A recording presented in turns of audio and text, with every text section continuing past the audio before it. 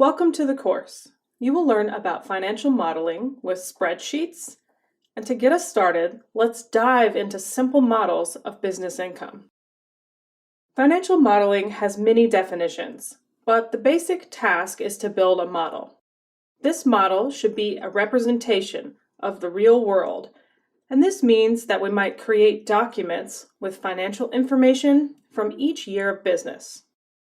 With that information, we can use numbers, like stock prices, to examine trends across time or predict future values. In this first lesson, we will focus on income statements and cash flows. Income statements allow a business to track their income and expenses across years. They can be modeled in a lot of ways, but traditionally include the following information. First are sales made to customers, either in goods or services, and the associated costs of those goods. EBIT, or earnings before interest and taxes, accounts for administrative costs and depreciation, which is the cost of the people in the business and the decreasing value of assets over time. Taxes are imposed on the money made, and net income is calculated by subtracting expenses, including taxes, from profits made. Finally, dividends are money that is paid to shareholders on the net income. Here's an example of an income sheet.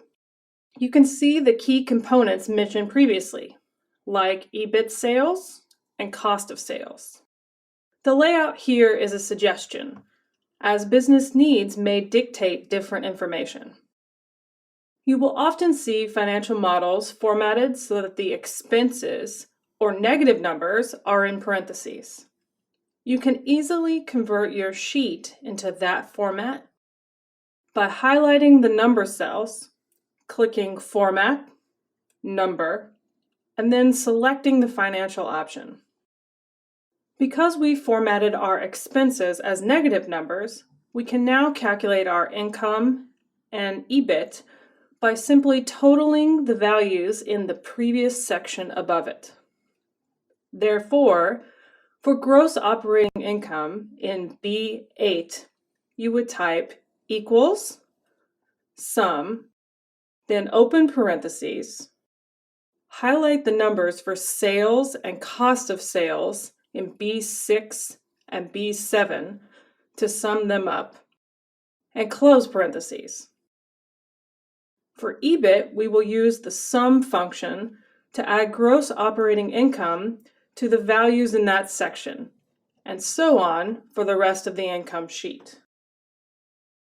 To complete our model, we will want to copy these formulas over for the rest of the years.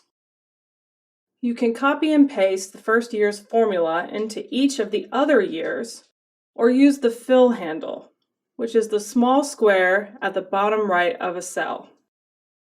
If you click on this square, you can drag and drop the formula to the adjacent cells. Let's practice these concepts by completing our first income sheet.